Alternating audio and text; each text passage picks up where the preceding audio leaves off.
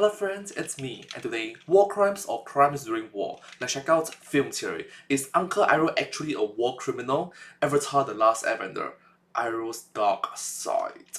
From the film theorist. Together, let's go. Let's start. Is Uncle Iroh a war criminal? It's a question that's rattled the Avatar fandom for decades, and today I want to put an end to this debate once and for all. Let's look at all the laws on the books and put the forum arguments and Reddit threads to rest. And let me tell you, by the end of this video, you won't look at the lovable old Uncle Iroh the same way ever again. Film theory. 电影理论 YouTube. Created by Matthew Patrick. Yes. Hello Internet, welcome to Film Theory. Hello Internet, welcome to Film Theory. We're all just leaves from the vine, subscribing so slow. So I was the perfect age when Avatar: The Last Airbender came out. As a 12-year-old kid, I fell in love with this world. And it was one of those series that I was always surprised didn't get a ton of spin-offs or sequels. But looks like that's changing now with a ton of spin-off comics and books, and a new show, and a Netflix adaptation, and an animated feature film. It's an exciting time to be an Avatar fan, and it's awesome to see the series revitalized like this. Yup. The Airbender, Aang. The Waterbender, Korra. The Earthbender, Let's just hope that nothing coming up is as bad as that live-action movie. If you don't know, let's just acknowledge how stupid it is that a group of Earthbenders have to work together to bend one rock. A group of individuals have to work all together to bend one rock. Seriously? Seriously? Avatar tells the story of a world composed of 4 nations based on the 4 traditional elements. You got the Earth Kingdom, the Water Tribes, the Fire Nation, and the Air Nomads. Some people are technically speaking, it's 金木水火土, but you get the point.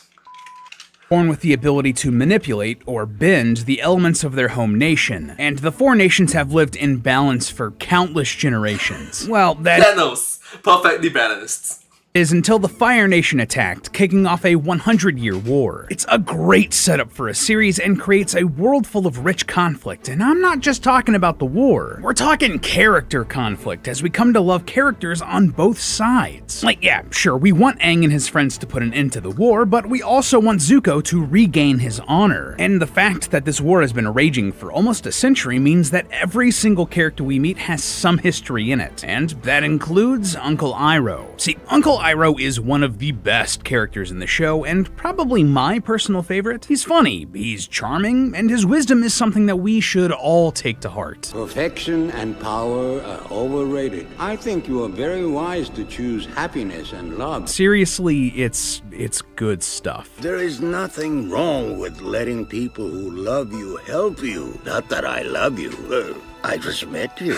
What? No, I'm not tearing up, you're tearing up. But under this cuddly exterior is a powerful warrior, a man that used to be one of the highest ranking generals in the Fire Nation army. And given that the Fire Nation is the aggressor in this war and, unalived an entire civilization of airbenders, a lot of people have argued whether or not Iroh is a war criminal. And yeah, I mean a lot of people. Even Iroh's actor from the Netflix series got in on the discussion. Everybody keeps saying that Uncle Iroh was a war criminal. Yes, he did bad things in the war, but it was war. That's my hill. I'm gonna die on it. It's a compelling conversation, and one that I want a definitive answer to. So chat, today, we're putting one of the best cartoon mentors in history on trial at the theorist court to determine once and for all, is Uncle Iroh from Avatar: The Last Airbender a war criminal? Protect your cabbages, friends. We're about to spill some tea. So before I don't know, but I do know that he did a crime during war.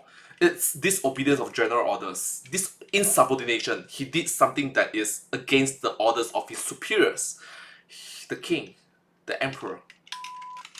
we can figure out if Iroh is a war criminal, we need to know 2 things. First, what exactly is a war crime? And secondly, what did Iroh do in his past that could make him a war criminal? Now, war crimes is one of those terms that just sounds awful, so people use it as a catch-all for bad things. I mean, what could be worse than crime? A war crime. But the term war crime actually refers to very specific things. A set of international laws that outline the do's and the don'ts of warfare. Yeah, yeah, turns out that not all's fair in love and war. Currently, the International Criminal Court, or ICC, considers dozens of actions to be war crimes, but they tend to fall into one of four buckets. First, certain tactics of war are prohibited. This includes the deceptive use of a truce flag to lure enemies into a trap, conscripting prisoners of war to fight, taking hostages, torture, that kind of stuff. As a sort of all-encompassing term, we're just gonna call these dishonorable tactics. Secondly, we have laws concerning weapons of war that cause superfluous pain or injury. This includes stuff like poison bullets or chemical weapons like mustard gas. Third is the destruction of private property or cultural landmarks, stuff like churches, schools, hospitals, museums, or other cultural sites. And fourth and finally, the killing or injury of protected persons such as civilians, medics, prisoners, or the wounded. So now that we know all of that, what would Iroh have done in his past to have made him a war criminal? Well, we actually know surprisingly little about Iroh's earlier life. Like, we don't even know his wife's name. But what we do know about Iroh is that he was a brilliant military commander. He earned the title Dragon of the West and is one of the only people in history to successfully break through the massive walls of the Earth Kingdom capital, Ba Sing Se. This is a huge deal in universe. As far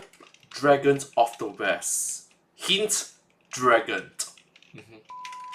as we know, no enemy combatant had ever gotten into the city before Iroh. What about the Dragon of the West? He got in. Technically, yes, but he was quickly expunged. He technically got in? Sounds like the best way of getting in. This victory for Iroh came after a 600-day assault on the city known as the Siege of Ba Sing Se. We actually get a brief look at the siege during the Avatar series, where we see Iroh and his soldiers after breaking through the outside wall. We're also shown the army actually breaking through the wall in the sourcebook Legacy of the Fire Nation, which caused at least one Earth Kingdom commander to surrender. For Zuko, a pearl dagger from the general who surrendered when we broke through the outer wall. That dagger never shows up again after this episode, and that always bothered me. Regardless, this shows us that Iroh and his forces successfully got into the city, and this entire siege, this is the source of this discussion within the Avatar fandom. Could a military leader like Iroh hold a siege like this and not come out a war criminal? Well, let's go through our four categories one by one and find out. So let's start out with our first type of war crime, dishonorable tactics. Is there any evidence that Iroh would be using strategies like a false truce flag, taking hostages, conscripting prisoners, or torturing others? Well, I don't know, because the Fire Nation is heavily based on Chinese philosophy, I guess. And there's a saying in Chinese, 兵不厌诈. Translated in English, you'll find that it is like during war times, during battles, on the battlefield, on the battleground, you can't how to say, I don't know how to translate it properly in English. Comment down below. Thank you so much. Help me. Thank you. Off the bat, I can say that there is no 兵不厌诈.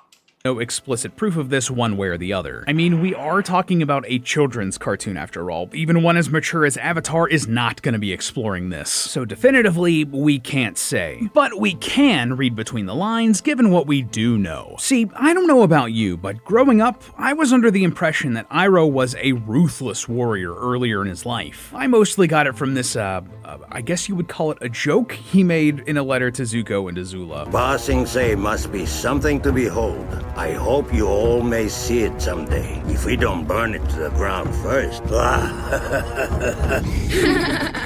Burn it to the ground, huh? Yeah, that's the sort of humor that someone with dark intentions would fall back on, right? Anyway, I always thought that he only underwent all of his character growth that made him into the gentle mentor we know and love after his son's death at the Siege of Ba Sing Se. That he self-reflected on that massive loss and decided to change and become a wiser man after that unimaginable pain. But if you look at Iroh's actions throughout his entire life, you'll see that that isn't actually the case. First of all, just from what we know in the show, after breaking through the walls at Ba Sing Se, the Earth Kingdom general leading the forces surrendered to Iroh, who accepted it. Remember this? A pearl dagger from the general who surrendered when we broke through the outer wall. That general and any captured soldiers likely became prisoners of war and were sent to a Fire Nation prison. Not a good fate, mind you, but still well within international law. But that's just the show. Thanks to the extended universe material, we can also see that Iroh has been honorable for his entire life. life. In the Legacy of the Fire Nation sourcebook, Iroh speaks about how aggressive Ozai was as a child and how that troubled him, how strong the Fire Nation's people were but that they lacked enlightened leadership, and how true enlightenment is not wanting to grow to be the most powerful but instead to learn from others. And we know for a fact that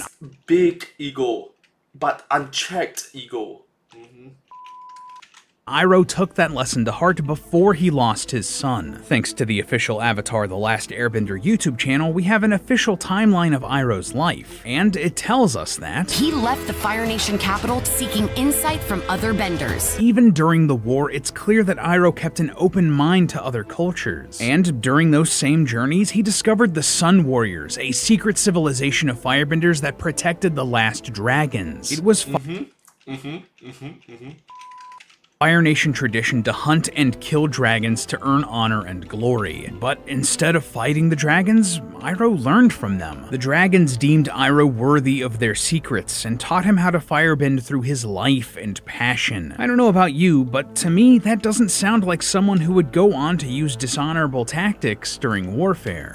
But it's to you, to his superiors, to his peers, to his soldiers, to his colleagues, he is ashamed. He is someone that is being looked down upon. The orders from the king, from the emperor is kill all dragons. But he left 2 alive. So, technically speaking, it's disobedience of general orders. It is insubordination, disobedience. So, things look pretty good for Iroh when it comes to his honorable tactics. But to you, from your point of view, from the point of view of their peers back then, his action was bad.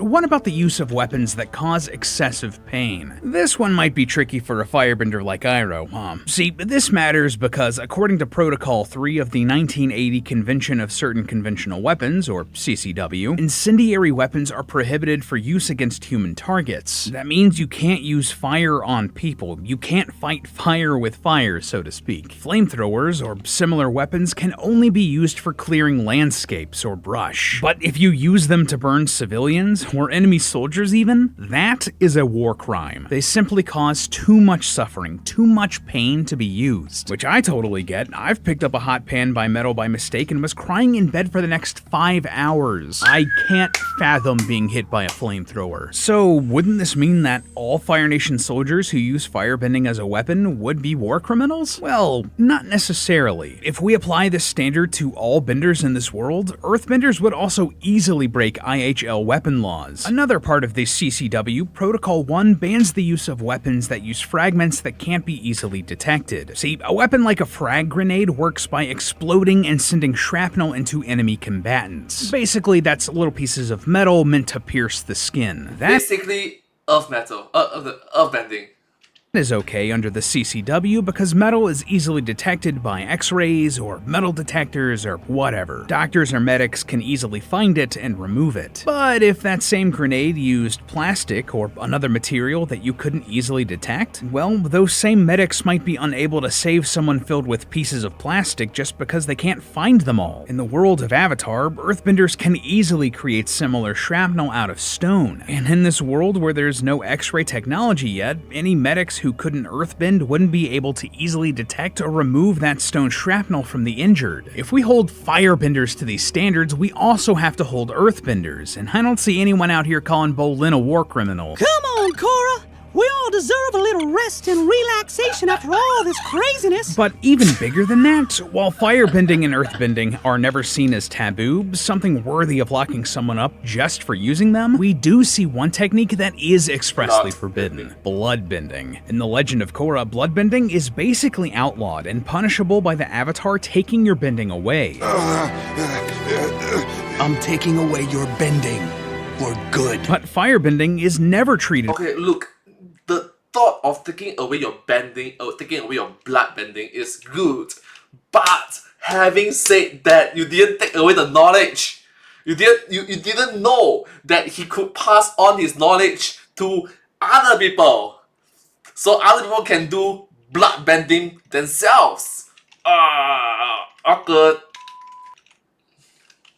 with that same level of disgust. It's just something that people can do, something that people can make a living off of even. This sets the precedent that firebending alone, even as a weapon, isn't criminal. So, Iroh isn't a war criminal for using firebending and causing excessive pain. But that doesn't mean that Iroh's actions were culturally painless. Potential war crime number 3, the destruction of protected buildings and landmarks. Now, just to be upfront, for the most part, Iroh would be in the clear during the siege. The Fire Nation barely got past the outermost wall of Ba Sing Se, and if you look at the layout of the city, there would certainly be no schools, museums, or hospitals in this underdeveloped land just inside the walls. However, this doesn't mean that this is cut and dry. See, just penetrating the walls themselves could be considered a war crime. Yeah, listed right up there with the other protected buildings is, quote, destruction of property that is of particular cultural significance. Basically, this is designed to prevent important or irreplaceable parts of cultural heritage from being destroyed in a war. Think stuff like the pyramids of Giza, the Eiffel Tower, or Himeji Castle. The walls of Ba Sing Se would certainly fall into this same category. They are massively culturally significant to the Earth Kingdom and a landmark known worldwide. I mean, the city itself is named after the walls. That's why the city is named Ba Sing Se.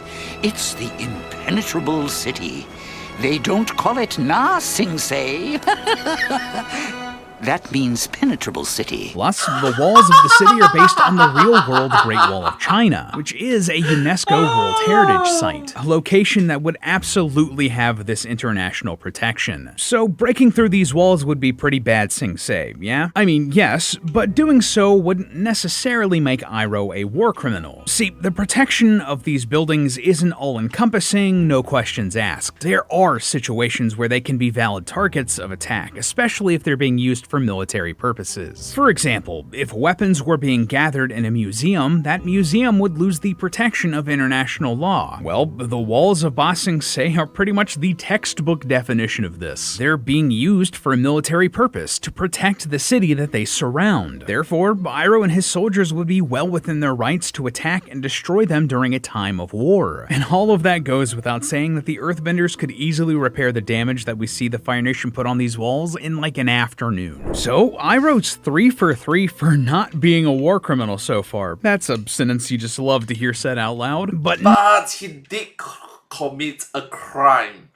The war criminal, I'm not too sure, but he did commit a crime. You know, the 2 dragons that he saved, yeah, that is a crime.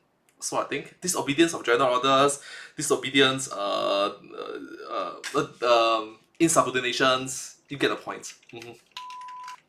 nothing we've talked about so far matters as much as this next one, the killing or injury of civilians, medics, prisoners, or the wounded. This is probably the biggest crime one can commit during war, harming people who aren't involved with the fighting, who can't fight back, or who are just trying to help the injured from suffering. Any attacking army, Fire Nation or otherwise, has to do everything in their power to limit these sorts of casualties, whether that be avoiding attacking civilians or the Mario reference, I love it. Or targeting residential areas. Thankfully, this is something that both the Fire Nation and Earth Kingdom considered during this conflict. When Aang and the others first get to Ba Sing Se, they're confronted by guards who ask, "What are you people doing here?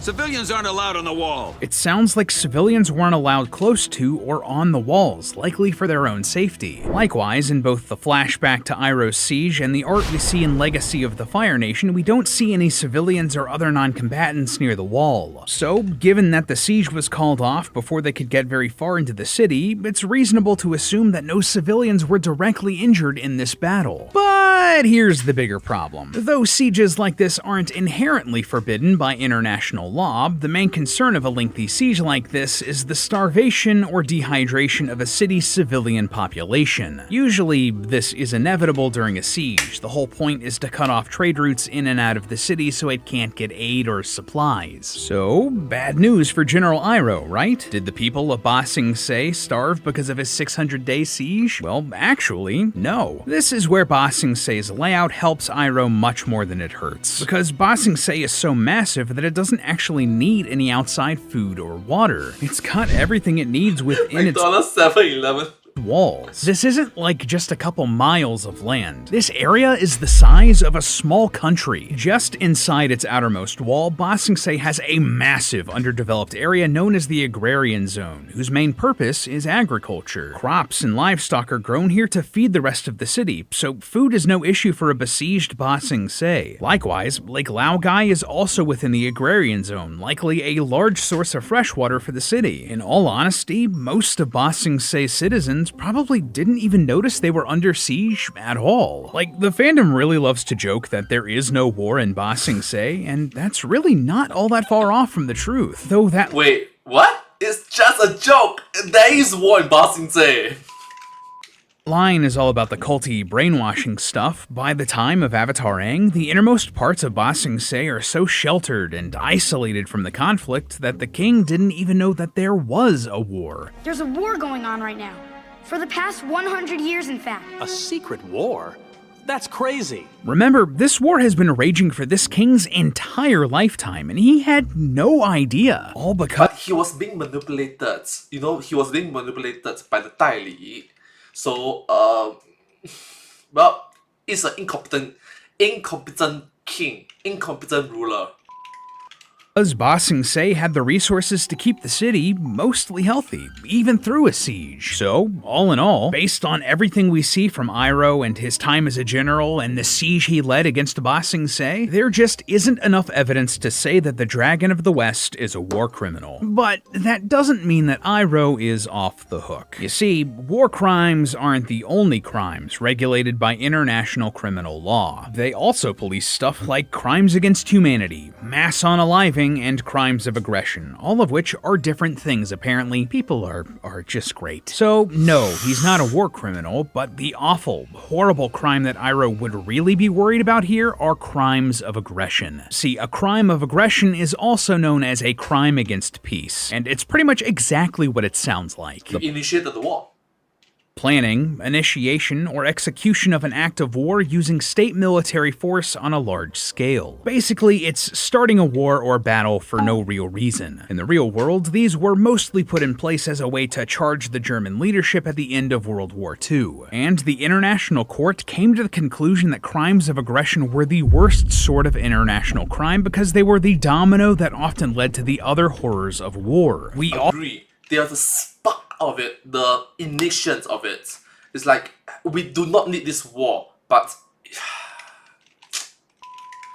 also know for a fact that crimes of aggression exist in the Avatar canon. In the Legend of Korra spin-off comics, Kuvira is explicitly charged for starting multiple wars of aggression. So in the end, it doesn't matter how honorable Iroh is or how ethically he led his troops. As the crowned prince of the Fire Nation, next in line to the throne and the person leading the siege of Ba Sing Se, Iroh would absolutely be guilty of these crimes of aggression. And the worst part of it all for Iroh, he can't even say that he's being punished for the sins of his ancestors. He actively wanted to continue the fighting and admits as much across the whole franchise. In Legacy of the Fire Nation, he explains that he once had ambitions of being Iroh, the Fire Lord, Scourge of the Fire Nation. While in the show itself, he says, "When I was a boy, I had a vision that I would one day take Ba Sing Se." He wanted to continue this war earlier in his life for his own glory. So no, Iroh isn't a war criminal, but that doesn't mean he isn't guilty of international crimes against peace. You're gonna need to serve a lot of tea for free in Ba Sing Se to make up for this one, Iroh. But to be fair, he does love to serve tea, so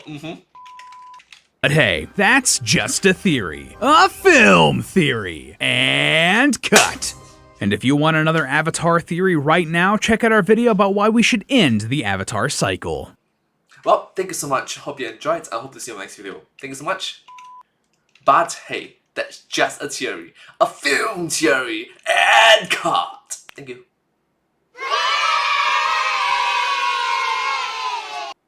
And I hope to see you all in my next video. Thank you so much. Subscribe. Thank you. Okay. Thank you.